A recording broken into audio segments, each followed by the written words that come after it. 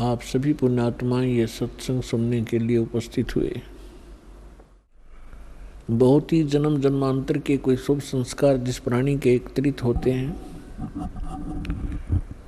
उनको मानुष जन्म प्राप्त होता है, और मानुष जन्म प्राप्त करके उसको अपने उद्देश्य का पता लगे, ऐसी पुण्यात्माएं बहुत ही कम हुआ करती हैं। क्योंकि परमात्मा की जानकारी संत दिया करते हैं, महात्मा बताया करते हैं। जो ज्ञान परमेश्वर ने स्वयं आकर ज्ञान दिया था वो यथार्थ ज्ञान था और वो हमारे तक पहुंचा नहीं। उसके विपरीत पूरे मानव समाज को, पूरे विश्व में यहाँ के भगवान ने, यहाँ के मालिक ने, स्वामी ने, सरपुरुष ने सबको भ्रमित कर रखा है। ऐसी साधनाएं करवाई जा रही हैं जिनसे मोक्ष कभी नहीं हो सकता और ना ही जीव का कल्याण हो सकता।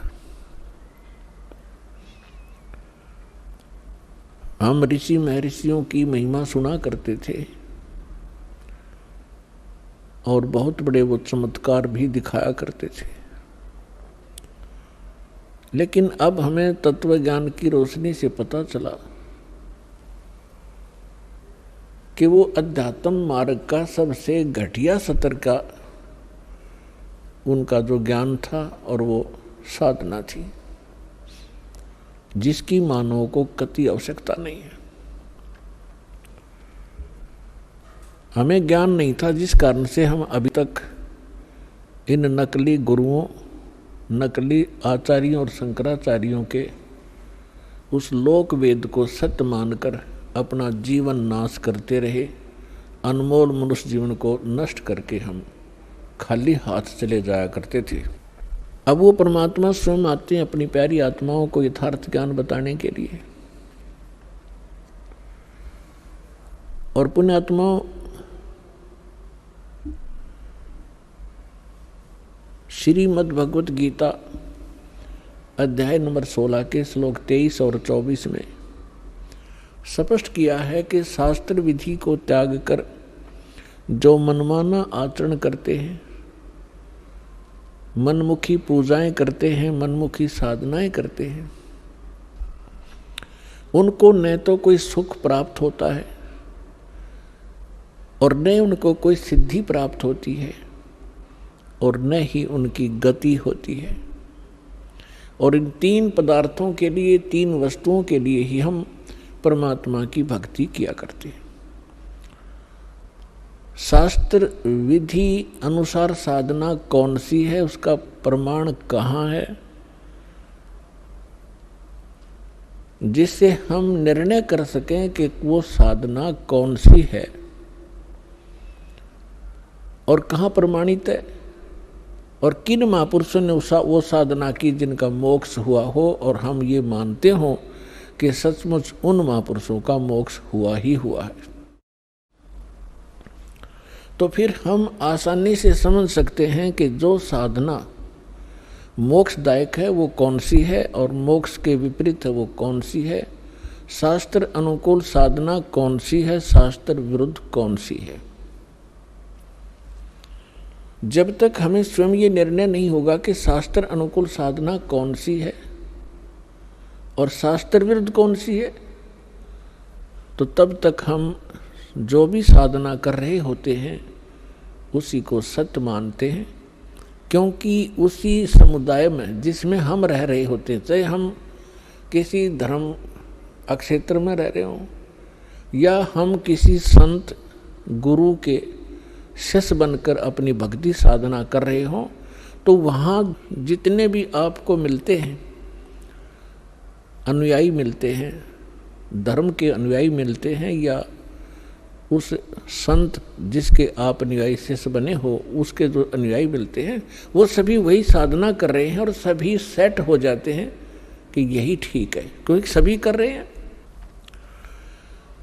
सबसे पहले तो हम ये निर्णय करेंगे कि सदग्रंथ किसे कहते हैं, वो सदग्रंथ कौन से हैं।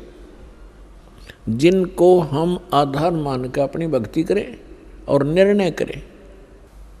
पुण्यात्माओं, अपने हिंदू धर्म के अंदर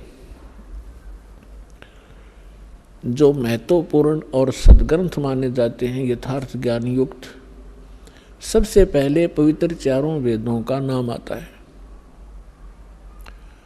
और फिर उससे भी बढ़कर विशेषकर हिंदू समाज के अंदर श्रीमद् भगवत गीता वेदों से भी एक नंबर पर मानी जाती है, क्योंकि ये कहा जाता है कि चारों वेदों वाला ज्ञान और श्रीमद् भगवत गीता के अंदर संक्षिप्त करके सरल करके बताया गया है। ये बिल्कुल सही है। इसके बाद आते हैं पुराण और उपनिषद। पुराण क्या है, उपनिषद क्या है और वेद और श्रीमद् भगवत गीता क्या है, ये हमने समझना पड़ेगा। पुण्यात्माओं, ये मोक्ष मार्ग है। ये मनुष्य जीवन बहुत अनमोल है। मानव को अभी इसकी कीमत का ज्ञान नहीं है, केवल सुनते सुनते हैं कि मानुष जन्म बड़ी मुश्किल से प्राप्त होता है, बड़ा सुदुर्लभ है और इसको ऐसे व्यर्थ नहीं करना चाहिए। लेकिन इस तत्व ज्ञान से आपको वास्तविकता का पता चलेगा कि सचमुच ये कितनी कीमत है इसकी। और जिस समय आप इस तत्व ज्ञान के आधार से मनुष्य जीवन की कीमत को समझोगे, जिस प्रकार अब भारत का या पूरे विश्व का बच्चा बच्चा ये चाहता है और सभी समाज भी चाहता है कि बच्चे बेटे और बेटियां सभी शिक्षा ग्रहण करें और कितना ही पैसा हमारा लगे ये शिक्षित हों। और कितनी महंगी शिक्षा हो चुकी है, हम फिर भी गरीब से गरीब व्यक्ति भी ये सोचता है कि अपने बच्चों को पढ़ाऊं ताकि इनका जीवन सफल हो। आप देख रहे हैं, आपके समक्ष है। और दास ने वो जमाना देखा है जिसमें इस पढ़ाई की कोई कीमत नहीं थी, वैल्यू नहीं थी, और घर से धक्के तो पकड़ पकड़ टीचर लाया करते छोटे बालकों को, उनके घर वालों को समझा बुझा के। तो वो समय भी देखा था, क्योंकि उस समय इस शिक्षा की महिमा का, शिक्षा के गुण का ज्ञान नहीं था। और फिर इस जो भौतिकवाद में ज्ञान हुआ, अब पता चला कि बच्चा शिक्षित हुआ, बड़ा अधिकारी बन गया या कोई कर्मचारी बन गया, उसका ठीक गुजारा हो गया। तो सभी ने स्पीड पकड़ दी और सभी शिक्षित हुए। अब परमात्मा की लीला को आप धीरे धीरे समझोगे। ये सारी लीला करी कबीर भगवान ने, इस परमेश्वर ने, कि एक बार मेरे बच्चे अक्षर ज्ञान युक्त हो जा। और आप देख रहे हैं, क्योंकि दास का तो इस मार्ग में सारा विचार इधर रहता है। सन 1994 में दास को दीक्षा देने का आदेश प्राप्त हुआ था पूज्य गुरुदेव जी से। तब तक ये कोई मीडिया विशेष नहीं था, ऑडियो कैसेट होती थी, बस यहीं तक सीमित थे। अब देखते ही देखते कमाल कर दिया, कितने अच्छे इलेक्ट्रॉनिक चैनल बन गए, मोबाइल बन गए कितनी अच्छी क्वालिटी के, जिसमें चिप डाल लो, 100 घंटे का सत्संग, 50 घंटे की फिल्म, परमात्मा की सीडी यानी सत्संग की, देखो कहीं बैठ के। डीवीडी बन गई, सीडी बन गई, सीडी प्लेयर बनवा दिए दाता ने। तो पुण्यात्माओं, जो दास कहना चाह रहा है कि आपने जिस प्रकार शिक्षा में अपना समर्पण किया, बच्चों को फ्री भी छोड़ दिया, 15-20 वर्ष के बच्चे तुम पढ़ो और खूब धन भी लगाते हो और समय भी पूरा देते हो, किस लिए? एक 2 रोटी के लिए। और जितने बच्चे आज पढ़ रहे हैं, जिनमें से 2% ही सरकारी नौकरी ग्रहण करेंगे, 98% वो फिर वही काम करेंगे जो हमारे दादे परदादे परंपरागत करते आ रहे थे। अब इसका फायदा हमें ये हुआ कि हम शिक्षित कर दिए दाता ने, और अब शिक्षित हुए तो भगवान पहचानेंगे। तो इसी प्रकार जब आपको इस परमात्मा की भक्ति और मोक्ष की कीमत का पता चलेगा, आप सभी बुद्धिमान व्यक्ति हैं, आज वर्ल्ड के कोई बालक नहीं है, आप सभी का एकदम ऐसा यू टर्न होगा। अब आप भक्ति की तरफ, परमात्मा की तरफ, बच्चा बच्चा भक्ति करेगा, सबके हाथ में माला होगी, जेब में मोबाइल होगा तो परमात्मा की चर्चा ही चलेगी। ये बकवाद बंद हो जाएंगी जो जिनके लिए इसको प्रयोग किया जाता है। तो दास प्रार्थना ये करना चाहता है कि आप जी, दास जो आपको गॉड गिवन स्पिरिचुअल नॉलेज बता रहा है, प्रभु दत्त, परमेश्वर ने अपने मुख कमल से जो तत्व ज्ञान बोला है, वो तत्व ज्ञान अभी तक छुपा हुआ था। परमात्मा का आदेश था। जिन महापुरुषों को परमात्मा ने अपने गवाह बनाया, साक्षात्कार किया, जिन महापुरुषों ने परमेश्वर का सचखंड देखा, जहाँ हम रहा करते थे, जहाँ से आत्मा सारी की सारी जहाँ से आई है, जहाँ हम कितने सुखी थे, ना मृत्यु थी ना वृद्धावस्था थी, युवा शरीर रहता था, किसी चीज़ का अभाव नहीं था, कोई गर्मी और सर्दी वहाँ नहीं थी, बहुत सुंदर वातावरण है। तो हम वहाँ रहा करते और उस सुख को हम छोड़कर यहाँ अगर काल ने हमारी बुद्धि इतनी जकड़ दी कि सब कुछ भुला दिया। हमने पिछले जन्म का नहीं पता हम कहाँ थे और कैसे थे, ऐसी मिट्टी डाल देता हमारी बुद्धि के ऊपर। ये परमेश्वर ने आकर के हमें बताया कि आप यहाँ के वासी नहीं हो, आप इतना कष्ट उठा रहे हो, आप सारा जीवन एक इस भौतिक सुख को प्राप्ति के लिए, संपत्ति संतान की व्यवस्था करने के लिए सारा जीवन डिवोट कर देते हो, और जब आप संसार छोड़कर जाते हो आपके साथ कुछ नहीं जाता, केवल पूरे जीवन में किए हुए पुण्य और पाप आपके साथ होते हैं। तो पुण्यात्माओं, दास आपको ये बताना चाहता है, सतर्क करना चाहता है कि दास जो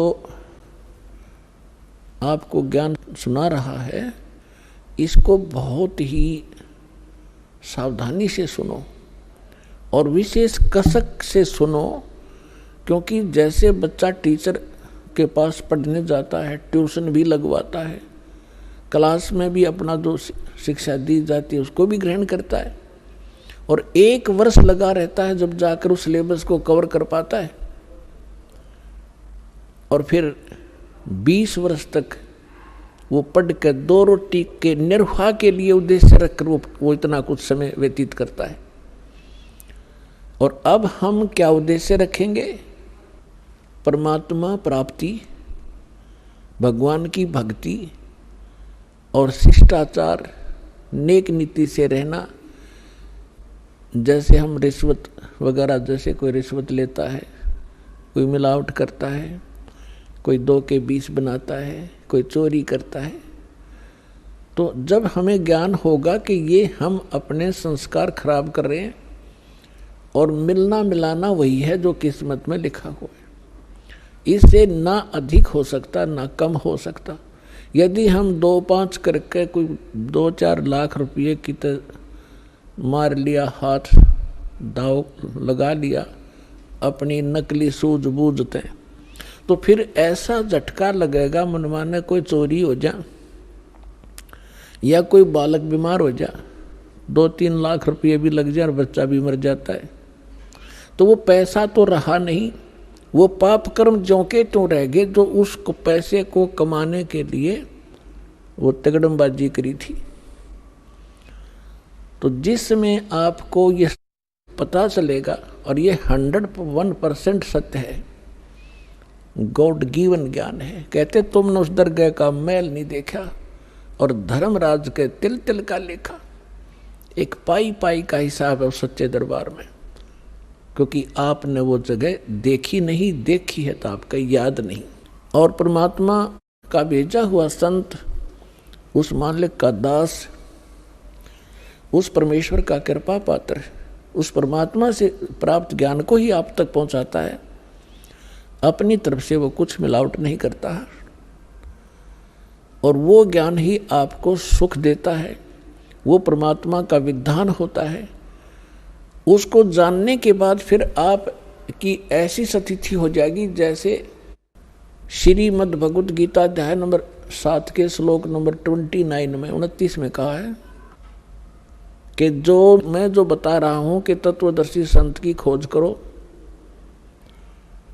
और तत्वदर्शी संत की प्राप्ति के उपरांत परमेश्वर के उस परम पद की खोज करनी चाहिए जहाँ जाने के बाद साधक फिर लौटकर कभी संसार में नहीं आती। तो वो क्या बताना चाहता है कि गीता ज्ञानदाता कहता है कि यथार्थ ज्ञान तत्वदर्शी संत बताते हैं, उनसे सुनो। तो यहाँ 7वें अध्याय के 29वें श्लोक में कह रहा है कि मेरे इस ज्ञान को जो आश्रय कर लेता है और तत्वदर्शी संत की खोज कर लेता है, और वो व्यक्ति उस तत्वब्रह्म से और सारे अध्यात्म ज्ञान से और सभी कर्मों से परिचित हो जाता है। और वो व्यक्ति जो तत्वब्रह्म से परिचित है, सभी कर्मों से परिचित है, पूरे अध्यात्म ज्ञान से परिचित है, वो केवल जरा और मरण से छूटने का ही प्रयत्न करता है।